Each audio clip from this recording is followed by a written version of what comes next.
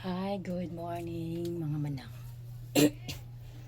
So ngayon mga manang, maglilinis pero malinis naman tong bahay namin. Ano lang, makalat lang talaga. So ito, gulayin ko sana tong pako pero pwede pa man naman to. May ano na lang uba na, matagal na kasi ito, mga 2 weeks. Nilagay ko lang sa ref. So hindi pa man kami nagugutom kasi nga nagkape kami.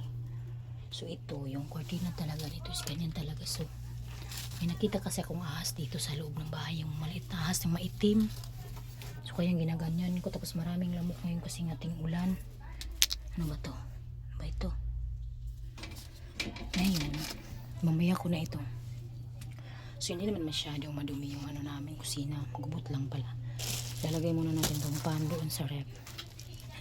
Maya ako sa rep namin mga manang. Tingnan yung mga manang. Walang kalaman-laman. So yan, gatas lang yan. So ito gatas na sobra. Wala talaga. May laman naman tong rep namin pero hindi yan sa amin. Ito tubig.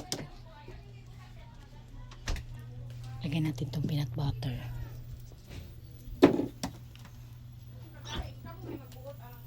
So kahit walang laman. So, ayun, mamaya na natin to. Mamaya ko na lang ito dito anuhin. So hindi kami nagluto doon sa rice cooker kasi nga natatapul-tapulan na akong mag ano. Tika muna.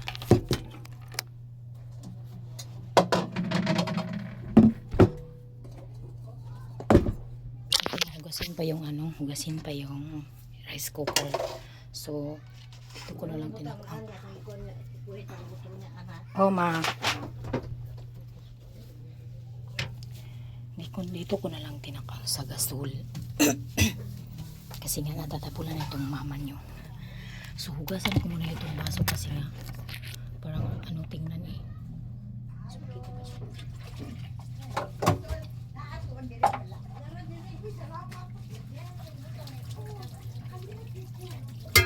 Teka muna.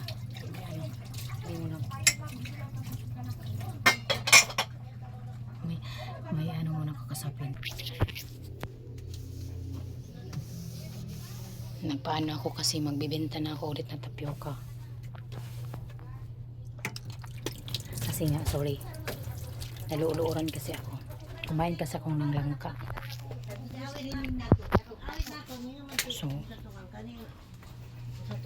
mamaya na yung nanon akong parang kabuhi ako ba, kumain kasi ako ng langka tingnan parang gumaganon yung ano ko. So ito talaga yung ano namin. So nakita niyo naman siguro, pabayaan niyo na yan.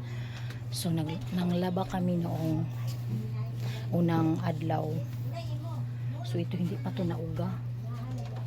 Hindi pa to siya nauga. Kasi marami kasi nilabahan namin.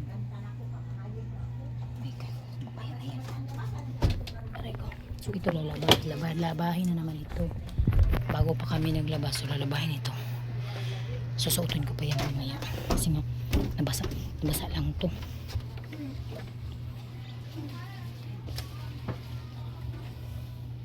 So ito, ilagay ko muna ito sa labunon. Kasi labunon ito. Basa kasi ito. Hindi ako naglalagay ng basa dito sa laundry. Sa basket. Kasi nga, matagal kami maglaba for 1 week and a half. Sir kami bago kami maglaba. So maano talaga siya ano ba yun, yung mga itom-itom puntik-puntik, hindi yun makuha. So kaya hindi yun nag-ano yung damit namin kahit matagal malaban kasi hindi ako nag-iimbak doon sa labahin namin ng basa. Pinapaano ko muna ito, tutupiin ko na ito mamayang hapon kasi medyo basa pa, tsaka ito basa pa ito kasi nga kulang nga yung hanger namin. Ito tututupuan pa ito kasi di pa ito masyadong uga. Ito. So yan tutupuin namin. Pabayaan nyo na yung ano namin cortina kasi binigay yan sa akin yung Christmas na cortina. So dito talaga kami naghihiga. Tingnan nyo. Yan talaga yung higaan namin. Pag akyat mo sa hagdanan yan. Diba hagdanan yan doon sa ubos. So huwag kayong matingala na iba yung forma doon sa ubos kasi nga nangutang kami para maano yun kasi itong lugar po namin dito kami sa sulok-sulok ba yung kanal. So ubos na talaga yung sa amin, tsaka hindi hindi siya nawawalan ng tubig. Magtutubig muna tayo bago magkwentuhan. Kaya ayun, tuwing umuulan yung tubig talaga, pundo lang talaga dito kasi nga kami yung pinakababa po talaga, tapos sa kanal po yung sa amin. Kahoy lang po yun una, kasi nga yung magpapabahay ka na wala kang pera, so maliit po yung kahoy na mga 2x2 po yung ginawa naming haligi. Tapos itong mga birangga namin, yung basta birangga kilid-kilid para lang sangan mo, taptapan mo ng plywood, mga stick lang yun na hindi 2x2. Kasi mahal na yun sa amin dito. Yung isa ka bandol is 400 na, yung isa ka bandol na pulo lang yung kabuok, yung hindi malaki, yung 2x2 kasi is 100 kapin, 110. So ayun, sa medyo tumagal na ano na yun, na uslob na yung ano, so nilagyan na lang ng bato doon sa ilalim na naman.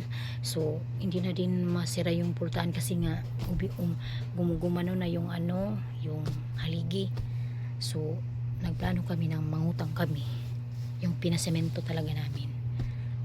Binabuhusan namin, kaya yun, ganun yung tsura doon sa kusina, sa ubos namin, medyo concrete, pero yung dingding yun, hindi yun, kung ano yun, hindi yun semento, yung salub lang talaga, na yung sahig lang talaga yung semento, kasi hindi namin kaya, kasi mahal kasi yung ano, nagpatambak kasi kami mga isang dam talaga yun, puro pure na ano bato, so mahal yung pure bato, kasi hindi pwede yung ano, yung yuta, yung lupa, kasi nga may lupa na tambak, mamura-murahan kami, kaso nga tubigan naman dito sa amin, tubigan ba, so kailangan talaga yung pure semento talaga, ay pure bato talaga.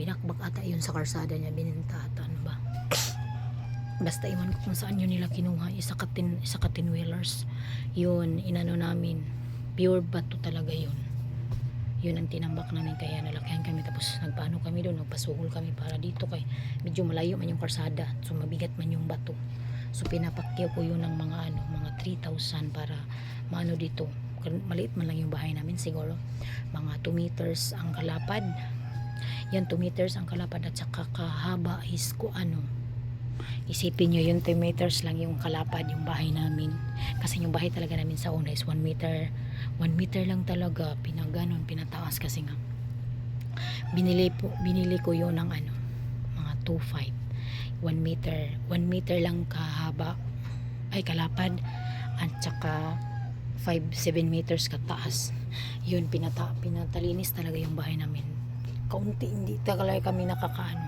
Pag may mga tao sa bahay, marami namang tao dun sa dating bahay namin, itong bahay namin sa noon, nakapasok naman, kaya lang yun din dun talaga, yung din kami naghihiga ano, pero may ano na to dito, may dusandanas na, kasi pinadusandanas namin nga, kasi 1 meter na lang yung haba, kalapad lang yun, 1 meter. So ayun, bumili ako ulit ng 1 meter, mga 3,000 din yun, kasi hindi kami makapag ano ng CR, makahimo, at saka kaya ngayon nagiging 2 meters na yung kalapad ng bahay namin, sa kakataason is mga 7 meters lang yun. Kaya okay, magtaka na doon hindi man yun ano, totally ano, concrete, ano lang talaga, sa salog lang yun, at saka pinatiles ko na lang, kasi ano, para hindi na ako palagi mo floor wax, kasi nga kung hindi mo ipapatiles palagi kang floor wax niya, may mga bata, yung tubig madumi kasi yung tingnan, maano, sayang yung floor wax, palagi ka lang bili ng bili, tsaka scrub ng scrub, so danlog man yun, iyon pwede sa mga bata, nag-storytelling na sunis, ano lang, ikuninto ko lang yung ano namin, yung karanasan sa buhay, yung bahay namin na ano, 1 meter lang kalap, pwede ka naman pong makatira ng 1 meter lang ka ano, lapad, tsaka 7 meters kahaba, okay lang yun, naranasan ko kasi yun, okay lang yun sa akin, kahit trapal nga lang, basta sa iyo lang talaga, yung hindi ka nang ano, yung hindi ka nang iipon ba, hindi ka nakitira sa ibang bahay, okay lang sa akin, kahit trapal yung ano, yung ano, dingding, okay lang talaga sa akin. Kaya ito, hindi pa namin na ano, tong ano namin to, hindi pa namin na Ito bago pa lang namin to kasi wala yung ano, walang ceiling, tsaka yung C namin, ano yun, sira yun. Kaya nangutang na naman ang bebe ng mga worth of 20k kasi yung C namin, yung C, yung atop, ano, ilista namin kasi nga, tulo nga. Tapos nagpaano na kami, nagpaalkuba kasi wala yung alkuba. Pag wala talagang alkuba, ang init-init pala no, kasi noon wala kaming alkuba, ano, ganitong oras, mga alas 8:30, sobrang init. Ngayon okay na. Kaya yun lang ang kwento ng buhay ko. Magtutupi muna ako ngayon, no, so marami akong tutupiin. So hindi ko na kayo pa anuhin, pakikitain ng magtupi ka, baka maboard na kayo sa mga kwento ng buhay ko. So hindi pa yan mao. Marami talaga akong karanasan sa buhay, char. So lahat naman tayo may karanasan, pero ibang karanasan kasi yun eh. Kung hirap yung karanasan nyo, siguro mas mahirap yung nararanasan namin noon, no? Ano, yung bata pa kami, sobrang hirap talaga. Kaya magpapasalamat talaga tayo sa Panginoon na, so kahit ganito lang yung buhay, basta masaya, char. So yan lang po, magtutupi muna ako. Huwag nyo na yung pansinin itong bahay namin kasi nga hindi pa kami naiimpa sa utang namin. So hindi pa nga yun naanuhan. Isang beses lang po kami nakabayad pa kasi nga ang hirap ng buhay ngayon eh. Kahit magtrabaho pa tayo, marami kasing bayarin. So hindi talaga natin, unahin muna natin yung pagkain natin, bayaan na lang natin yung tubo lang muna yung babayaran natin, kasi may tubo kasi yun. Wala namang utang ngayon na hindi tutubuan. So yung tubo muna yung binabayaran namin kasi wala lang. So ito ang plano namin sa plywood, anuhin natin ito ng plywood kasi nga yung tabla kasi is yan, tabla yan, ganyan. So ano yung ilahang-lahang, tingnan nyo itong tabla na diba, ginilagyan ko yan ng scotch tape, baka may makapasok na halas dyan. So matatakot kami kasi dito kami natutulog. Di pa yan, naanuhan lang ng kutson, mas may ano pa talaga, malahang talaga yan, no? Yan. Tapos itong ano namin, sa loob namin is hindi yan pantay. May level, may ganon. So masisikdo ka talaga. Ito nga, medyo gabok na ito. Pero okay lang yan. Inilisan namin, pipulihan to namin ng tabla rin. Pero alam niyo, itong tabla, mas ligon ito kaysa sa plywood. Kasi yung plywood ngayon, yung plywood noon, maligon ba yun? Ngayon hindi na, kay pag hindi mo siya napintalan, bubuk-bukoy na siya, yung mga lingin-lingin ba, bubuk-buko na siya, tapos magagabok siya. Kailangan mo talaga ngayon pintalan or varnish yung plywood kasi madali lang yung masira. Iba na talaga mga kahoy ngayon.